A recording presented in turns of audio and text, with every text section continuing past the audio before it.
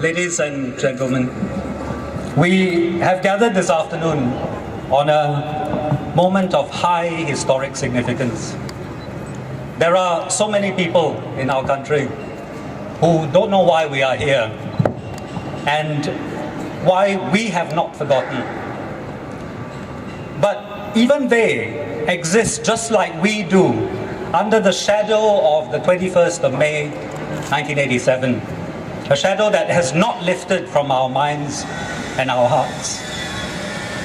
There are those who have told me in these last few weeks, as I have joined others in publicizing the facts of Operation Spectrum, that perhaps the government had a reason to do what it did, that we are enjoying the benefits of the tough decisions they took at the time, and that we should move on.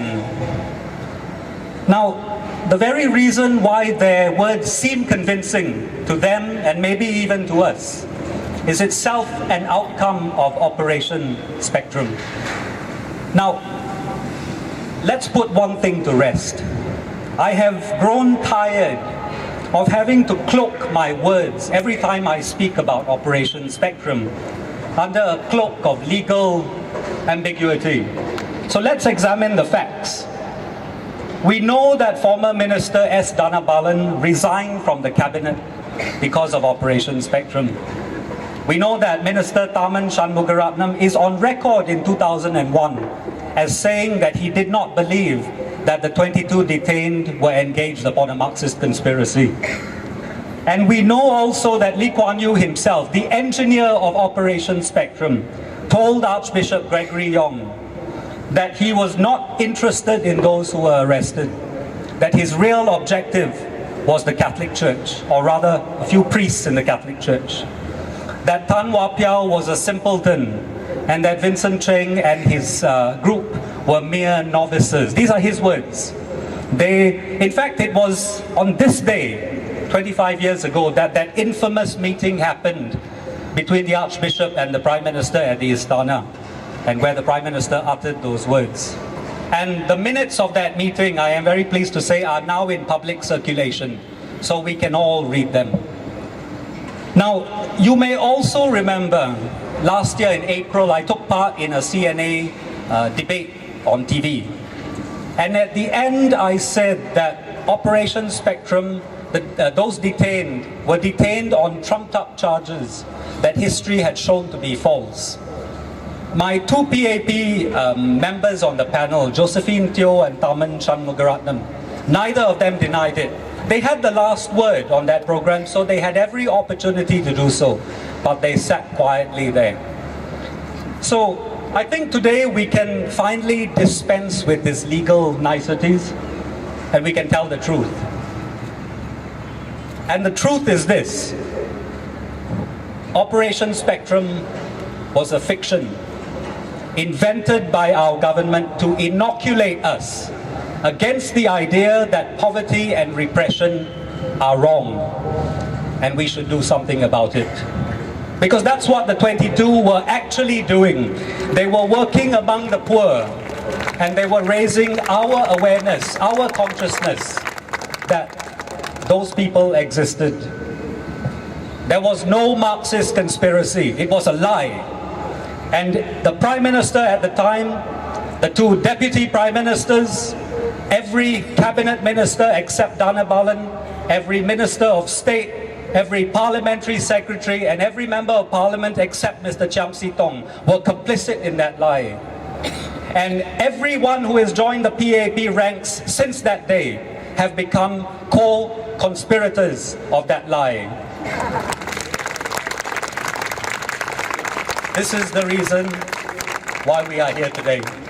This is why we have come to acknowledge that we were lied to, and we will not forgive our government for lying to us and for doing what they did to those 22 and to our entire community. My friends, you should no longer be afraid to speak against the ISA, against detention without trial, against confessions obtained after torture. But you should be troubled if you believe that our wealth and our success are prizes worth sacrificing our humanity for. We want to be rid of the fear that our own government put into our hearts. We want to reclaim a humanity that is offended by fear just as much as it is offended by violence. And to those of you, to those out there who say we must move on, I say yes, wholeheartedly. Let us move on. But we cannot move on until we have scrubbed out that blood-red stain of Operation Spectrum that covers the walls of our hearts and our minds. My profession is social work. Just like the 22, I am very proud to say. I used to work with abused children. And I can tell you from all the years that I worked in this field, that when abuse is committed against a human being, the entire family, the entire community is infected with the horror of that abuse. The entire community becomes just a little bit darker, just a little bit more soulless, and just a little bit less joyful. And it is only by acknowledging the truth of what happened, by evicting the ghost of that abuse, can we recover and move on. Otherwise, we crawl within ourselves and we avoid the truth that to live is to live despite the past, not because of it. I have never been able to imagine what it must be like to hear a knock on my door at 5 in the morning and then be hauled away by screaming, shouting policemen. I cannot imagine what it must be like to be thrown into an unknown jail after you have been taken there with sponge-covered sunglasses. I don't know what it's like to be beaten or to be tortured. Last year on the 21st of May, I happened to be with one of the former Operation Spectrum detainees, and I said to him, today is the anniversary. He very simply looked down at his watch, and it was about 8 o'clock in the evening, and he said to me, it was around this time that they were preparing to interview me. An entire history of an entire generation stood behind those words. Now, we all know what happened next. Well, some of us don't, and of course our government pretends that it didn't happen.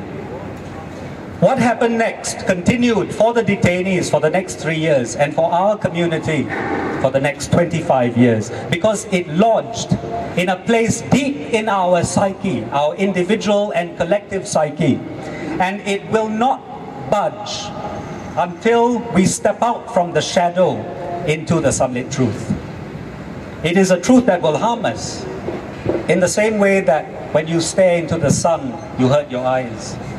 It is a truth that will hurt. Because for so many of us, the hideous image of Operation Spectrum cast upon the walls of our hearts and minds was for so long the truth. And to fashion a new truth is painful. But we must, if we are going to grow up. On that day, 1 generation ago, the government drew a heavy curtain across the humanity of our people, across the courage and compassion and fellow feeling and self-sacrifice that should be our finest qualities. And they turned us into co-conspirators in a police state. And from that day onwards, the government stopped talking to us because it knew it could.